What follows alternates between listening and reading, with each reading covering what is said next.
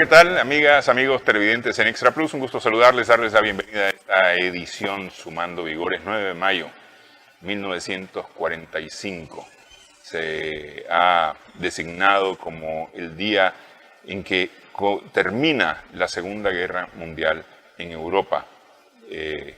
Hacia los primeros días de mayo, las tropas del Ejército Rojo de la Unión Soviética habían entrado a Moscú, combatían prácticamente centímetro a centímetro con la resistencia que había del gobierno alemán, que ya no estaba encabezado por Adolf Hitler, que en los últimos días de junio se había quitado la vida.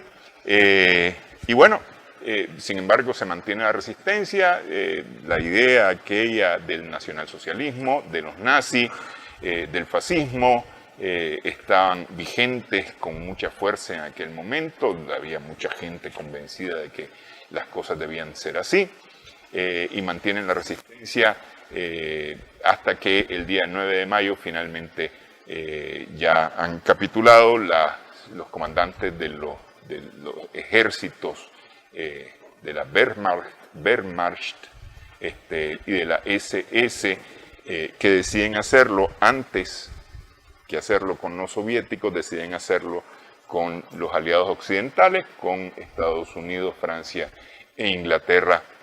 En los días anteriores, el mismo 8, creo que es que se firma la capitulación, ¿no? El día 8, y se acuerda que el día 9 se pone fin a todas las contiendas. Está con nosotros para hablar un poco sobre eso, pero sobre algo más interesante todavía relacionado con el 9 de mayo de 1945, Manuel Espinosa Jarquín, analista internacional, director del Centro Regional de Estudios Internacionales, con quien, bueno, hablamos acerca del 9 de mayo, evidentemente, pero especialmente sobre un plan, un proyecto que empezó a gestarse y el 9 de mayo ya estaba prácticamente listo. Se le achaca al primer ministro Winston Churchill, de Gran Bretaña, pero ahí hay participación también de Estados Unidos, participación de Francia e incluso participación de generales del ejército alemán y de las SS alemanas también, porque están involucradas en este plan. La Operación Impensable fue el nombre que se le dio a ese proyecto, que debía ejecutarse en los primeros días de julio del año 1945. Prácticamente no iba a ser Guerra Fría, iba a ser bien caliente esa guerra. Claro. Si se hubiese ejecutado esa Operación Impensable. Gracias por estar con nosotros, Manuel. Gracias siempre, Néstor, por la invitación. Bueno, para mí este es un honor, en una fecha tan memorable, poder abordar un tema sobre la victoria de la Unión Soviética sobre el fascismo alemán, ¿verdad? Y todos sus aliados. Porque la humanidad no debe de perder el tiempo en ningún momento en recordar ese enorme hecho histórico para la paz, para el desarrollo, para la prosperidad, para la vida misma, que consistió el hecho de que sea la Unión Soviética, el comunismo, ¿verdad?, que tanto se criticaba en Occidente, el que haya liberado a la humanidad de este monstruo. Porque estamos claros que fueron ellos. Me gustaría, antes de comenzar, pues, subrayar que no fueron los Estados Unidos, como se nos inculcó a través de Hollywood. Si vos miras la cantidad de tropas norteamericanas que pelearon en el frente aliado, o sea, europeo, alemán, mínima en comparación con la cantidad de tropas soviéticas que se enfrentaron en el frente soviético-alemán. Pero no solamente por cantidad de tropas involucradas, tiene que ver también tiempo, tiene que haber cantidad de territorio recorrido, y tiene que ver también con los recursos humanos, técnicos militares involucrados, pues Claro. también, pues, porque es decir, a ver, la invasión aliada a Europa empieza en junio de 1944, 11 meses antes Claro. del final de la guerra. Así es, La guerra para la Unión Soviética empieza en 1941. así es. ¿Eh? Sí, y entonces comienzo por la cantidad, porque hay una gran mentira que si no había sido por el programa Lend-Lease de crédito que le dieron a los soviéticos, estos no hubieran ganado la guerra, que si no hubiera sido por el frío que hubo en Moscú para la batalla de Moscú, los soviéticos no hubieran ganado. Y entonces inventan una sarta de mentiras para simplemente desprestigiar el verdadero carácter de esa victoria. Las batallas más importantes que debilitaron realmente a la Alemania fascista están en el frente soviético alemán, desde la misma defensa de Brest, de la fortaleza de Brest, iniciando la invasión alemana fascista a la URSS, la defensa de Moscú, que se le conoce por la batalla de Moscú, la batalla por Stalingrado, por el arco de Kursk, la batalla de Smolensk, el desbloqueo de Leningrado, ¿verdad? La liberación de la misma Ucrania y Bielorrusia, y después comenzar a liberar a todos esos países de Europa Oriental como Polonia misma, Checoslovaquia, y etcétera, etcétera, del yugo fascista, pues. Eso no lo hicieron los norteamericanos ni los ingleses. Y como vamos a ver, después trataron de llevar unas conversaciones secretas con los alemanes que fueron impedidas por la URSS. Unas conversaciones sobre capitulación. Entonces, es importante eso, recordarle a toda la humanidad, al pueblo nicaragüense, sobre la historia, porque nosotros fuimos prácticamente domesticados culturalmente en función de creer que los norteamericanos ganaron esa guerra. Sí, no, con sus programas de combate. Así es, nos convencieron con series de televisión, películas, revistas, Claro. Muñequitos. Así es. Es decir, el mismo personaje de Marvel, el Capitán América, es decir, Claro. es el gran defensor del mundo, entre Claro. comillas, ¿verdad? A nombre de los Estados Unidos. Y que es una gran barbaridad porque la vida te lleva a todos lados. Y cuando miras que has estado ingiriendo basura, ¿verdad? Mentira, falsedad histórica, y llegas realmente a conocer la verdad, hay un choque colosal. Y cómo se fue prácticamente destruyendo la fuerza alemana, la toma de Berlín, la defensa de los 7 anillos de Berlín, de los fascistas, cómo fracasa la operación del asalto a Normandía, que le salió mal, que le piden a los soviéticos urgente que abran una operación en el frente soviético-alemán para quitarle carga de defensa de los alemanes y poder avanzar, porque alrededor de 40.000 soldados norteamericanos murieron ahí en ese asalto, a pesar de que los soviéticos siempre le estuvieron diciendo, insistiendo, que abrieran el segundo frente. Churchill se hacía el loco y Roosevelt se ocultaba detrás de la sombra de Churchill en ese tipo de temas, y nunca lo abrieron. Y como bien vos decías, el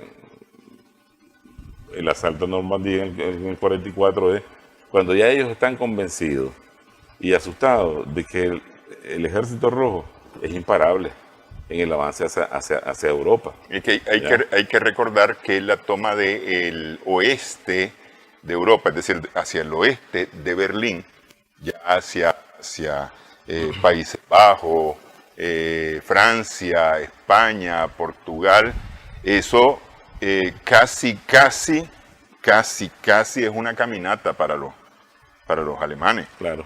Es decir, no hubo mayor resistencia, es decir, es como la invasión de Polonia. La invasión Claro. de Polonia fue dejar ir una una rueda embajada, ¿no? Que fue la que Sí. más les resistió. Sí. Un mes casi, ¿me entiendes? Y que fue la que más le resistió. O sea, si fue la que más le resistió, imagínate cómo habrían caído como castillos de naipes el resto de paisitos. Los franceses se enredaron, pensaron que su línea Maginot de la Primera Guerra Mundial los iba a contener. Y los alemanes por ahí pasaron chiflando y cantando. Sí. ¿Me entiendes? Con la URSS se vieron como te dijera yo, en una situación mucho más compleja. Porque es una guerra que cuando la llegas a estudiar es un tema inagotable. Te pregunto, Sí. ¿no estaba preparado, si había confiado la Unión Soviética en los acuerdos de no agresión? Porque es decir, la entrada alemana a la Unión Soviética avanza con alguna resistencia, pero avanza, es decir, prácticamente hasta las puertas de Moscú. Mira, hay una serie de elementos ahí que hay que entender de por qué ese enorme revés llega a sufrir la Unión Soviética ese 22 de junio del 41 cuando son atacados. Porque es un revés en una cuestión, en cuanto a la toma de decisión, a la percepción que tiene Stalin sobre las cosas, a la estrategia también que tiene Stalin sobre las cosas, a la estructura de mando de todo el país, a la forma como esa estructura de mando está engranada, ¿verdad? El papel que tuvieron los órganos de inteligencia de todo tipo, política, militar, qué tanto Stalin creía en eso. Y un tanto en cuanto a errores de cálculo que hicieron también la maquinaria alemana, a pesar de que fue muy efectiva. O sea, ¿dónde miras la efectividad de la maquinaria del ejército alemán? En tomarse en tiempo y forma los países antes de llegar hasta la URSS. Y entonces ellos pensaron de que con los comunistas, con los soviéticos, iba a ser igual. ¿Por qué te digo que el primer error es de percepción de la jefatura ahí? Porque los servicios de inteligencia soviéticos vienen informándole. Hitler llega en el 33, ¿verdad?, al poder. Ya en el 34, los servicios le están informando de reuniones secretas que tienen altos mandos militares polacos y alemanes en función de destruir a la Unión Soviética. ¿Y cómo lo van a hacer? Del 34. Y así sucesivamente siguen informando, pero hay un tiempo de ruptura enorme y de tragedia para el gobierno o para la Unión Soviética como tal, que son las purgas, ¿verdad? La represión stalinista, por causas internas, troquismo, ¿verdad? Traidores y desbaratan las capacidades tanto de mando militar, no sé cuánto, prácticamente el 90% de los oficiales a nivel de rango de generales son, como diría yo, liquidados. Todo el grosor de oficialidad, prácticamente 70%, 65% liquidado y reemplazado con jóvenes del Komsomol comunista que no tienen experiencia ni coordinación de mando ni de esto. Igual pasa en los servicios de inteligencia. Estos son liquidados, de 200 y pico dicen que están en el aparato de inteligencia, solo 75 quedaron vivos. Eso te dice que el control y el manejo de toda la agentura en el extranjero quedan desatendidas y toda esa información se pierde. Entonces les dan, a pesar de que habían construido redes eficaces como la Orquesta Roja, que es famosa, la Krasnaya Kapela, o el grupo Dora de Sandorrado, ¿verdad? Que lógicamente también tiene sus reverses, pero ahí dentro del gobierno alemán una serie de agentes en diferentes instituciones del gobierno, dentro de la misma Fuerza Armada, que le están tirando información sobre planes, preparativos, movilización, y hay muchos famosos ahora se han escrito libros sobre ellos, uno de código Breitenbach, otro Korsikanets, otro Starshina, que son oficiales del ejército que le están dando todo este tipo de información. En general, siempre tratan de decirte que como no te dan una fecha específica, ¿verdad? Y había muchas fechas que se acercaban, otras alejadas, y que la información era diversa en cantidad de, no solo la fecha, sino cantidad de tropas a atacar, las direcciones de ataque, los recursos que iban a utilizar no calzaban. Entonces eso le causó a Stalin que no tomara una decisión. Por otro lado, mira, que hay un cuidado de Stalin de no ser el provocador, porque eso ha tenido en Rusia. Nunca por iniciativa propia se ha lanzado a atacar a ningún europeo. Los polacos llegaron hasta el Kremlin y lo quemaron. Napoleón, ya viste, llegó hasta Moscú, le quemaron todos los granos y al no hallar comida, para atrás, de medio frío. Los alemanes igual a 17, 25 kilómetros, te dicen, llegaron a ver al Kremlin y para atrás. Entonces, no quería caer en la provocación Stalin, a pesar de que los embajadores o los representantes de Inglaterra o de Estados Unidos le habían informado sobre eso, pero él conoce con quién está tratando. Y los servicios ya le habían informado de que hay un juego de lanzar a Hitler hacia el oriente, pero además el mismo Hitler y los planes alemanes estaban dirigidos por muchos secretos que estaban a destruir a la URSS. Sí, y eso contaba además con apoyo y patrocinio de Occidente. Claro. Porque evidentemente la URSS se había convertido en una piedra en el zapato. Si bien había anteriormente un mal querer, digamos, por decirlo de alguna forma, al imperio zarista, que era dueño además de lo que conocemos como los países nórdicos. Finlandia era parte del imperio ruso, la Polonia también era parte del imperio ruso. Entonces había cierto, pese a los parentescos, ¿no? A los parentescos reales, es decir, de la realeza, había cierta no querer a los rusos y a los zares. Eso es histórico. Claro. Estamos hablando allá antes de la primera década del siglo XX. Y luego, al crearse un régimen comunista, evidentemente que Europa dice, no, aquí no, y Estados Unidos dice, pues no. Claro. Y entonces estos apoyan las campañas de Hitler hacia el este, hacia el este. Es decir, hay que acabar con el comunismo, hay que acabar con la Unión Soviética. Eso fue un planteamiento desde muy temprano. Pero en el 45 se retomó el planteamiento. Pese a que éramos socios en esta guerra, aliados en esta guerra, se retoma el planteamiento. Vamos a hacer una primera pausa en esta edición. Estamos sumando vigores en Extra Plus.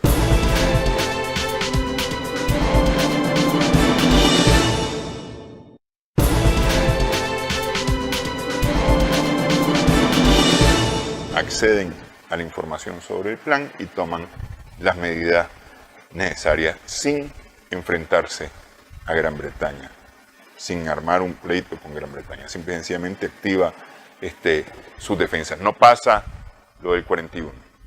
Por eso yo te pregunté lo del 41. No pasa lo del 41. Se preparan justamente, bueno, ¿vamos a ir a la guerra? Bueno, nos preparamos para esta nueva guerra, dice la Unión Soviética.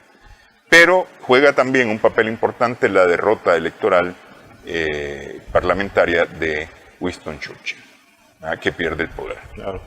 Entonces, el plan no corre mucho, no llega ni siquiera a empezar, digamos, la ejecución real del plan. Claro.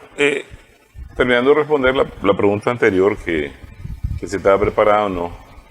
Entonces, vos mirás el grado de importancia de tener un cuerpo sólido que te esté alimentando, una estructura sólida que te esté alimentando de información, pero estaba descabezada, los mandos militares descabezados, el aparato de información descabezado, debilitado, que menos mal que pusieron a nuevos jóvenes del Consumol, muy patriotas ellos. Por ejemplo, a la cabeza del órgano pusieron a uno que se llamaba Pavel Fitting, joven, creo que tenía como 29 años, pero prodigioso, y trató de recomponer o ver cómo recuperar la agentura que tenían en Europa, por lo menos. Porque fíjate que hay una historia ahí tan fatal, que uno de los agentes colaboradores que tenían los operadores anteriores del servicio, estaba ya cerca de la frontera de la Unión Soviética, con todas las tropas listas para atacar, las tropas alemanas, era un alemán. Y él se deserta horas antes y logra llegar a un puesto fronterizo, horas antes de que comience la invasión, y le dice: soy así se identifica, y ven a informar que los van a atacar, pues, entre tantas horas. Entonces, entre que es interrogado, entre que se envía la información hasta Moscú, entre que aquellos procesan y comienzan a ver, ya la invasión lo agarró al tipo en el puesto fronterizo, y eso fue un tsunami, ya.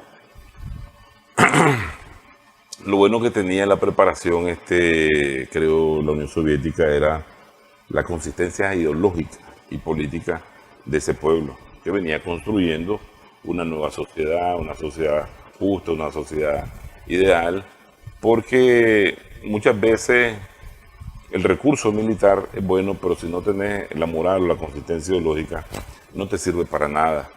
Pero es que además hay un sentido, de decir, en lo general, por lo menos Rusia tiene un sentido nacionalista bien arraigado. Claro, pues. Claro. Sí.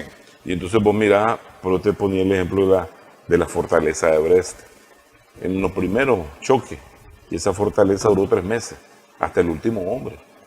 Y cuando salió ciego y desarrapado y ya muriéndose, el general alemán le dio un tratamiento especial y pidió que lo enterraran, pues, porque ese tipo de soldados merecían, pues, ese tipo de privilegios.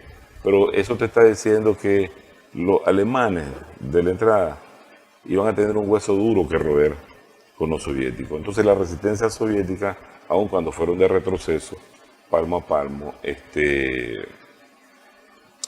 fue heroica, pues, y lo iba logrando detener. Porque con esa operación impensable, internacionalmente muchos igual te la tratan de ignorar, o te dicen que eso es una mentira, que los informantes de Stalin, pues los servicios de inteligencia, no habían descubierto nada, que fueron ellos los que le avisaron, etcétera, etcétera, pues. Entonces, pero vos tenés que ver que durante todo ese periodo, hasta el 45, desde que se logra poner en pie, vamos a decir, el cuerpo de información, la estructura de información para la jefatura, Stalin cambia su mentalidad. Si hacía unos años los había purgado, una gran tragedia, un gran error también, y que esos errores causan también millones de víctimas. La historia es la historia. No te va a dirigir las tropas un nuevo oficial que ponga a cargo de un ejército si no sabe. No va a sustituir a un general de la noche a la mañana, ni por muy prodigioso que sea. Y no te van a 1000 no van a sustituir a 1000 tampoco, ¿ya? Y por eso muchos de los grandes reverses que tuvieron hasta, vamos a decir, chocar con Moscú. Porque entonces ahí vos podés ver la historia de 2 casos antes de llegar a esa operación impensable, que uno es la red que dirigía Richard Sorge en Japón. Se le infiltró a la embajada alemana, se hizo amigo del agregado militar alemán. Le confiaba mucha información, como Richard Sorge era periodista y tenía un buen estilo de redacción, entonces aquel lo dejaba en su oficina, ¿verdad? Haciendo informes que mandaba a Berlín, y aquellos lo felicitaban por tremendo informe que hacía, ¿no? Y entonces, en el marco de esa penetración, logró generar esa confianza y ver todo lo que pasaba por ahí. Y por ahí pasó, primero, A él lo mandaron a llamar a Moscú, porque también lo querían reprimir.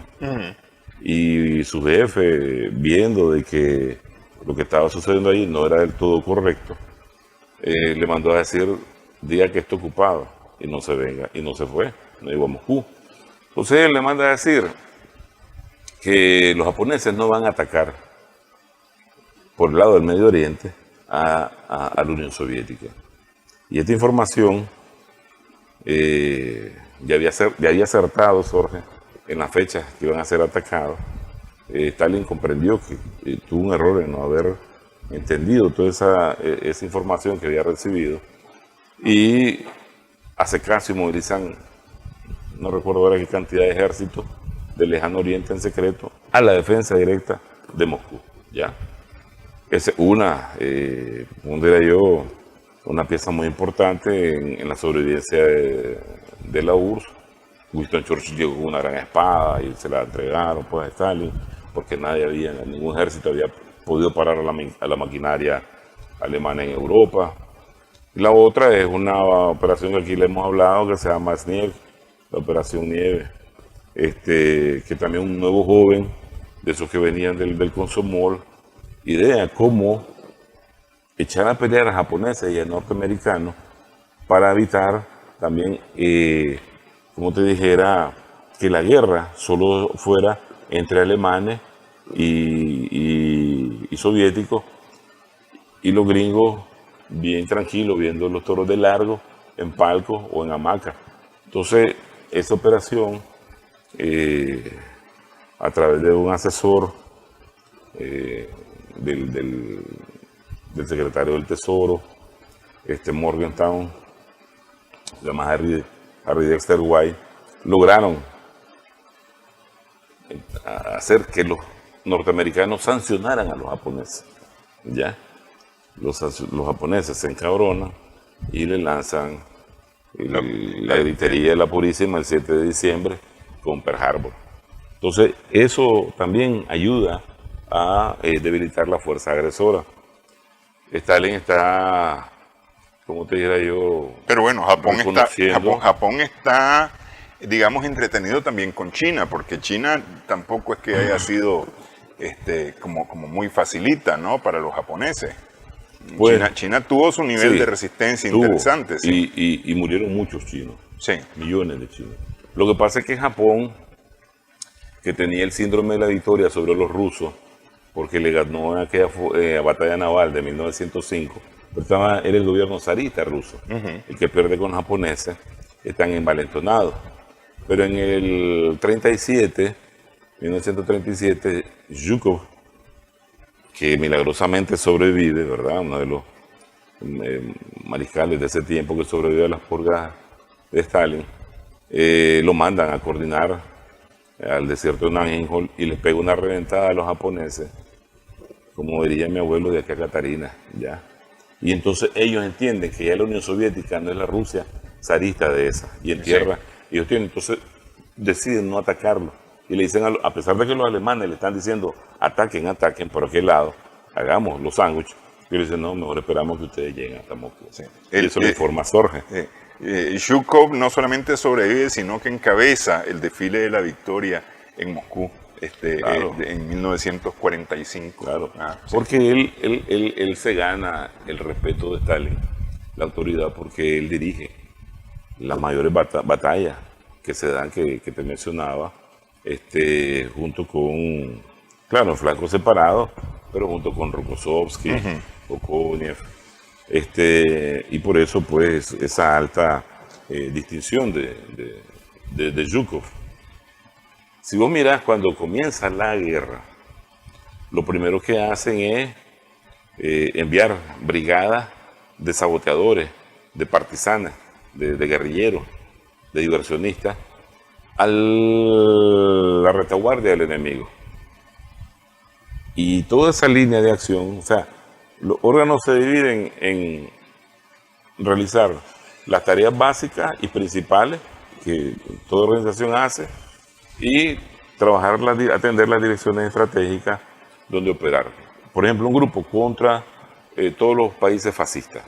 Otro grupo trabajando en Estados Unidos y Inglaterra. Otro grupo en aquellos países que son, por ejemplo, neutrales. Otro grupo en la parte del Medio Oriente, Turquía, Irán. Ahí las tareas son definidas. ¿Qué tienen que hacer? A través de lo básico, reclutamiento, penetración, ¿ya? Desestabilizar, desarticular todos los planes del adversario y ¿cómo te le digo? Concluir en la derrota. Entonces vos mirás que solo la dirección del trabajo de los partisanes, 200 y pico de mil soldados fascistas se eliminaron ellos. ¿Ya? Guerra de guerrilla. Me acuerdo ahora si eran como 28.000 o cuidado más trenes de abastecimiento, líneas ferroviarias, etcétera, etcétera, donde participaron 13.000 operativos de los órganos como guerrilleros actuando y operando. Esa es una línea interna que inmediatamente comenzó a operar semanas después de que inició la invasión. En el lado exterior te decía pues las direcciones que tenían, por ejemplo, en el lado alemán, a ver cómo recuperaban toda la red que tenían. En Inglaterra de repente ya tenían aquel famoso círculo de Cambridge, donde aparece uno de los espías más famosos, que es Ken Philby.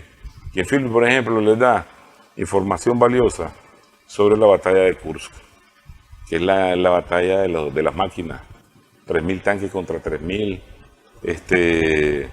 y esa anticipación, información anticipada le ayudó en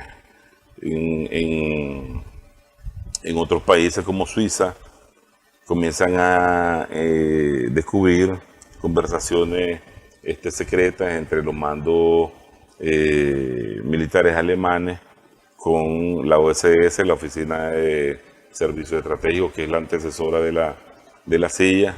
Entonces un Obergruppenführer, una cosa de esas, solo los alemanes lo pueden pronunciar, que era el jefe de las tropas en Italia, Karl Wolff. Comienza él a tratar con Alan Dulles los términos de la capitulación del ejército alemán ante los occidentales, no ante los verdaderos vencedores, que son los soviéticos. ¿Ya? ¿Por qué eso? ¿Por qué rendirse ante Occidente? ¿Por qué Alemania dice mejor que aquel? ¿Por qué no ante todos? Pues porque yo no digo que te rindieras ante ¿no? Sino ante todos. Y al final de cuentas era un frente único, digamos, el frente aliado, que incluía a Estados Unidos, a la Unión Soviética, a Francia e Inglaterra. Claro. ¿Ah? Que era como un bloque único actuando en dos frentes distintos. Claro. Porque son los mismos. Mira, yo te decía, los polacos, los franceses, los alemanes y los ingleses, todos han querido ese gran pedazo de pastel que es el territorio de Rusia, pues, o en aquel entonces Unión Soviética, hoy nuevamente Rusia. Y entonces te dicen, tanto territorio para tan poca gente, pero tantos recursos energéticos valiosísimos. Esas ambiciones geófagas solo pueden cubrirse con los rusos son malos, ¿verdad? Son unos osos, son comunistas, y a meterle a la gente todo eso. Pero las verdaderas intenciones son el apoderamiento de todos esos recursos para su beneficio, su sostenimiento. Sí, no, eso está claro, pero es decir, al final de cuentas, yo te gano una tercia, vos reconoces que soy yo el que te ganó. Claro. Pero estos no reconocieron al que le ganó la tercia, reconocieron al otro, el que estaba... Los alemanes no respetaban a las tropas aliadas. Esa es la realidad. En África sí, pero con esa enorme operación del asalto de Normandía, los alemanes entendieron que estos no podían ganarle. Ellos sí entendían que los soviéticos sí le iban ganando. Por eso, bueno, te decía que los soviéticos tienen que montar una operación en la dirección de Vístula-Oder, arriba, de Polonia, para entrar a Alemania, ayudarle a los norteamericanos en su famosa operación del asalto a Normandía, ¿ya? Pero además, el genocidio que habían practicado los alemanes hitlerianos contra los pueblos de la Unión Soviética era una barbarie. Era una barbarie. Por eso yo te decía hace años en un programa que no importa si te incluyen el tema de que fue por el invierno que los alemanes perdieron en Moscú. Decir que sí. Claro, nadie sabe la historia de Richard Sorge y todo ese tema que metimos. Porque Dios, entonces Dios, si crees en Dios, entonces entendés que Dios en ese momento estuvo con la Unión Soviética y mandó ese frío, porque cuando los soviéticos comienzan a liberar a los pueblos después de la batalla de Moscú, van encontrando los horrores que la maquinaria fascista había hecho en los pocos meses de invasión a la Unión Soviética, ¿ya? Pero además de eso hay que agregarle a la resistencia del pueblo soviético, a su consistencia ideológica, a la consistencia y la situación monopolítica del Partido Comunista de la Unión Soviética, que burló, vamos a decir, involuntariamente a los que calcularon mal en la maquinaria fascista cuando idearon el plan Barbarossa, Sí. de ataque a la URSS. Son 3 millones, casi 3 millones de tropas, ¿verdad? En 3 direcciones, centro, norte, sur, y en 8 semanas estar 11 semanas, 8 semanas en Moscú. Porque ellos calcularon una determinada cantidad de tropas. Y desde la profundidad del territorio soviético, el partido, la juventud comunista, generaba ejércitos de ejército inmediatamente, aunque solo se fuera para irlos a detener un rato, porque el avance fue tan duro que la revés en cantidad de tropas soviéticas fue enorme en los primeros meses. Sí. ¿Ya? Ok, vamos a hacer pausa nuevamente en esta edición. Estamos sumando vigores en Extra.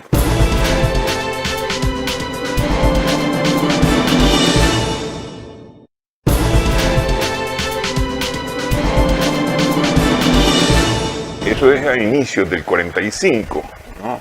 Que estos se reúnen para ver cómo va a ser la división del mundo prácticamente en aquel momento, porque ya la guerra está encaminada hacia su final. Y luego en Potsdam, que ya es un poco más tarde, después del final de la guerra, que toman otras decisiones en las cuales somos Pipe, nos besamos, nos abrazamos, nos damos la mano, nos tomamos juntos la foto y demás, pero por debajo se están cocinando otras cosas, por debajo y por detrás. Claro. Sí. Y por eso mismo, siempre, para llegar a la operación, es impensable e interesante saber de que, por ejemplo, para esas conferencias hito de la Segunda Guerra Mundial, como Teherán 43, después Yalta y Potsdam, ¿verdad?, del 45, los occidentales ya están bien, como te diría yo, penetrados, hay mucha información, material, hay un sinnúmero de material sobre planes a futuro, por ejemplo, de la construcción de Europa post-guerra mundial, los planes de, vamos a decir, de hegemonía post-guerra mundial, planes de política exterior, material de política exterior sobre la preparación de ellos en esa conferencia. Cuando digo, es una serie de montañas de documentos que están bien analizados, ¿verdad? Y concentrados en estimaciones de inteligencia. Hay secretos de carácter militar, por ejemplo, sobre la construcción de la bomba atómica, que ya está en manos de la inteligencia soviética, sobre la construcción de aviones hipersónicos, que era eso la novedad, sobre nueva tecnología en radio, en técnica radial, ¿verdad? De comunicaciones o electrónica y otros tipos de avances militares que estaban cada quien preparando. Así como los planes esos de las conversaciones secretas. Antes de la operación impensable, como el mando militar ruso, que esto es importantísimo, desde hace rato viene, decirte enojado de poco, desencantado de poco, con el mando de Hitler, que le destruyó el avance hacia Moscú por desviarle el golpe que ellos tenían planificado hacia Moscú a atacar Kiev, ¿verdad? Y le dijeron que no, pero el Hitler le decía que sí, y le dio más tiempo a los soviéticos de prepararse, y un montón de decisiones incorrectas que iba tomando en todo ese transcurso de la guerra. Viste que, por ejemplo, el general mariscal Paulos le desobedece en Stalingrado, porque el Hitler ya está loco, está obsesionado, está paranoico, que su noción de verdad es la única verdad y que tiene que todo el mundo obedecerle. Entonces el ejército alemán está buscando primero cómo no rendirse ante los soviéticos, porque saben lo criminales que se comportaron contra ese pueblo y que debían, ellos mismos sabían que debían de ser castigados, o por los mismos soviets o por la justicia internacional, una lógica de la guerra. Entonces deciden iniciar conversaciones secretas con los norteamericanos, como te decía, con la OSS, la gente de la Oficina de los Servicios Secretos, que era antecesora de la CIA. A esa operación se le conoce como la Operación Sunrise o Aurora. Y es rendir a la mayor cantidad de tropas. Te decía, Karl Wolf, que estaba al mando de esa tropa en Italia, y escribir un documento de capitulación ante Occidente y que ahí se terminara la guerra. Entonces Occidente, los aliados occidentales, Estados Unidos e Inglaterra, debían de convencer a Stalin de que ese documento que ya se firmaba, pues concluía el fin de la guerra, y ver pues cómo se iba a tratar a Alemania, esto y lo otro. Que no se mete ahí el plan Morgenthau sobre Alemania, que es muy famoso también. Entonces, de nuevo, los servicios de información soviética, que ya estaban al tanto, porque esas conversaciones comienzan como en junio o julio del 44 y van avanzando. Y en marzo del 45, los norteamericanos y los ingleses le deciden informar a Stalin. Stalin, que es un viejo astuto, ¿verdad? Él dice, ajá, y entonces permítanos a nosotros, entonces ya estamos enterados de esto, permítanos a nosotros poner en esas conversaciones de capitulación a 3 de nuestros representantes. Y los norteamericanos, que son otros muy inteligentes, dicen no, porque apenas estamos en conversaciones sobre esta capitulación y no le permite. Entonces viene Stalin y comienza un carteo con Roosevelt. Le dice, lo que están haciendo ustedes es desleal. Y le dice, están haciendo esto desde hace tiempo. Y le dice pues todo lo que están haciendo. Viene Roosevelt, que no hay a dónde meterse, y le dice, no, le dice, sus informantes, o sea, sus servicios de inteligencia lo están desinformando. Y entonces él ahí reivindica a los servicios, a los oficiales que están trabajando ahí, le dicen, no, mis informantes no me están informando, me están diciendo la verdad. Y entonces comienza un carteo, pero además de eso le dice, para que él entienda que no lo están desinformando a Stalin, y le menciona pues la operación impensable. Y eso es que es una operación que es promovida, como decía, por Churchill, y surge de los estados mayores del ejército inglés y norteamericano. Pero por aparte, que los ingleses también son a espaldas de los norteamericanos, comienzan las conversaciones con ese Karl Wolf a ver cuántas divisiones tiene intacta todavía la Wehrmacht, el ejército alemán, ¿cuántos polacos puede meter ahí? Se hablaba entre 100.000 y 200.000 polacos para entrar en choque, como bien decías vos, a inicios de julio contra los soviéticos. La excusa de eso es de que, excusa miedo, una razón de miedo. Los soviéticos superaban ya a los aliados en cantidad de fuerza 4-1 y en cantidad de tanques 2-1. Y sentían pues de que iban a ser incontenibles, pero más dicen de que como los acuerdos de Yalta era que una vez terminado el fascismo alemán iban a encargarse del militarismo japonés, todos los soviéticos también tendrían que ir a atacar Japón. Y con la capacidad que tenían ya los soviéticos, entendían que Japón iba a convertirse en la 16ª República Socialista Soviética, si no hacían algo urgente. Y una alianza de Japón con la Unión Soviética iba a tener la posibilidad de controlar toda esa región de Asia insular. Y por eso, para detener a los soviéticos, que lanzan esas dos bombas, después en Hiroshima y Nagasaki. No es porque Japón realmente representara una amenaza pues, global, como la pudo haber representado los alemanes. Y en ese carteo, ¿verdad? En ese carteo, que Stalin le dice a Roosevelt, no, ustedes están haciendo esto y esto y esto. Claro, el ser develado los para, los desmotiva. Roosevelt murió, creo, en los primeros días de abril, o el 10 de abril por ahí. Y lo sucede Harry Truman. Y entonces, unos días después, Truman, como el 21 de abril, manda a parar la operación. Pero el 29, de todas maneras, ellos como son tan interesantes e inteligentes, el 29 firman un documento de capitulación con el mando alemán en Italia.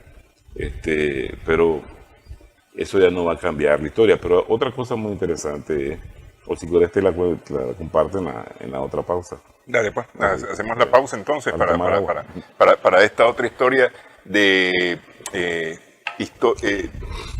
inteligencia, contrainteligencia, espionaje, contraespionaje, diplomacia, lo que se hace arriba públicamente, lo que se hace abajo, cuchillos por la espalda y demás. Regresamos en breve en esta edición Sumando Víboras.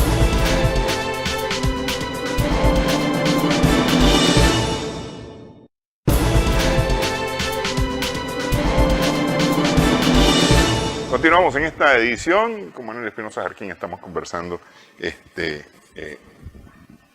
a propósito del 9 de mayo, de la operación impensable para enfrentarse a la Unión Soviética y varios otros operativos que se han conocido públicamente por la desclasificación de documentos de uno u otro lado, pero también por las historias mismas. Pues a veces la realidad es mucho más cruda que la ficción, pues, porque esas historias de espionajes y demás las hemos visto en películas, pero son suavecitas, es decir, eso es una cosa tremenda, pues.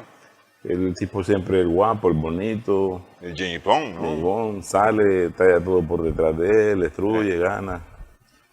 Entonces yo te decía que una cosa es lo que maquinan los políticos, como Churchill, ¿verdad? Que bien decías que es retirado durante la conferencia de Potsdam pierde pues en las elecciones, retirado como primer ministro. La muerte del fallecimiento de Roosevelt. Que los estados mayores, que son los militares, le llegan a decir, ok, está el plan, pero esto es imposible de hacer. Habían ellos hace poco acordado que el encuentro iba a ser en el río Elba. Pero como estos siempre son maximalistas, se cruzan y ellos ya van liberando lo más que puedan, pues, porque ellos ven que los soviéticos se metieron a Europa, han liberado más de lo que ellos se podían imaginar, y entonces ellos van buscando cómo liberar hacia Europa Oriental y se cruzan pues el lugar acordado. Entonces que no recuerdo si fue Rokossovski o Zhukov, el que se comunica con Stalin, dice, mira, le dice, miramos un ejército norteamericano que se cruzó el punto acordado. Y entonces viene Stalin y le dice, usted no está viendo un ejército norteamericano, usted está viendo un ejército fascista. Él entendió, volarle riata para que aprendan, ¿no? Y le volaron riata, pues, y ahí lo golpearon duro. Esas historias muy poco las vas a encontrar, pero si buscando bien se encuentran, pues.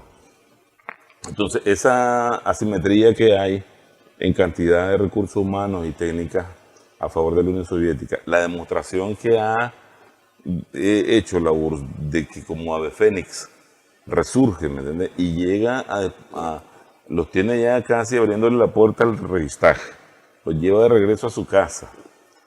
La desesperación de los alemanes, que se la creían los dueños del universo, la raza superior y todo eso, se está desboronando. Ellos entienden que la operación impensable no se puede realizar, pero claro, ellos la están proyectando hacia el futuro. Yo creo que aquí es la analogía que tiene para la situación internacional actual. Y que eso te iba a decir, pues sí. Realmente el estudio de la operación impensable es el estudio de lo que sucedió inmediatamente después o durante los siguientes años hasta el día de hoy, que de una u otra forma, me parece a mí, creería yo, las condiciones de hoy día, claro. En el año 2024, te dicen algo de la eventualidad de una operación impensable, claro. Es decir, teniendo a Ucrania o a Ucrania como la punta de lanza de esa operación. Porque ellos te dicen, ¿qué te dice ahorita la OTAN? ¿Qué es el miedo que le está vendiendo al mundo? El miedo que vendió Churchill. Están fuertemente armados, se van a unir con Japón y van a ser una amenaza para Occidente. Lo que dice Macron, esta no es una guerra de Ucrania con Rusia, es Europa contra Rusia. Así es. Entonces dice, si pierde, ¿verdad?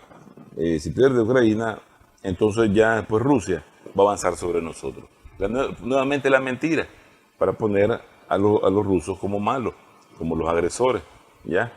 Y entonces, cuando vos estás viendo las últimas noticias de las reacciones firmes, los discursos firmes del gobierno ruso, desde Putin, María Zaharova, Lavrov, Shoigu, que es bastante interesante, el mismo Medvedev, de decirles, paren sus aventuras, porque esto no, el 22 de junio del 41, no se va a volver a repetir.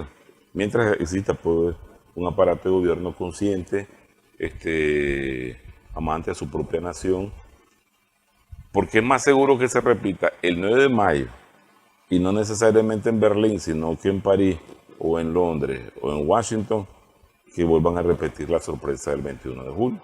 ¿Ya? Entonces, ahí tiene una analogía importante lo de la operación impensable, que como está armada Rusia hasta los dientes ahora con armamento moderno, hipersónico, coheteril, nuclear, es un disuasivo, como lo fue en su momento la capacidad que tenía la Unión Soviética al finalizar la Segunda Guerra Mundial. Entonces ellos la están pensando, lo impensable la están pensando y repensando, a ver si le meten. Porque pero ganas le tienen, es decir, claro, sí.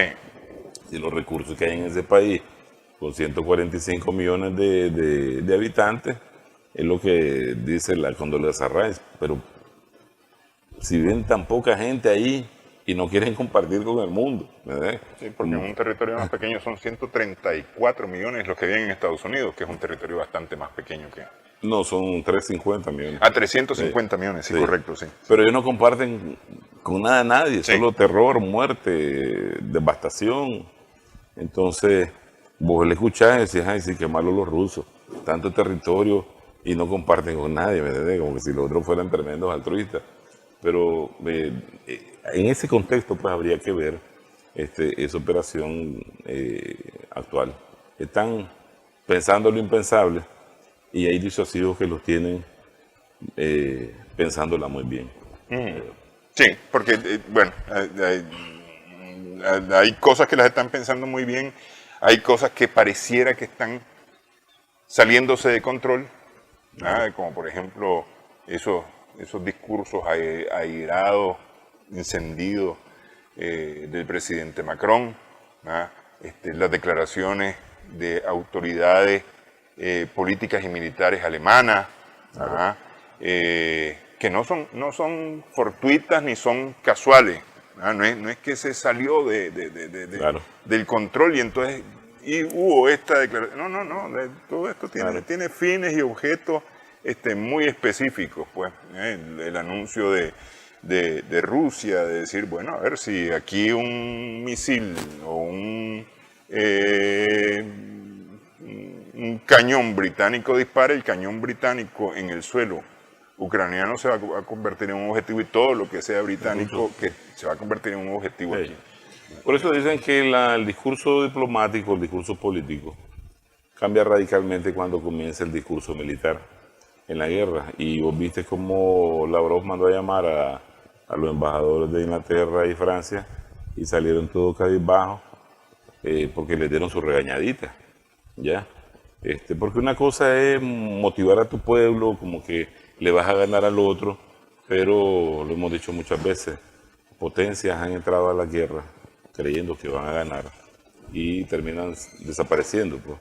Y esta es una época en que y los ingleses y los norteamericanos y los Macron, ¿verdad?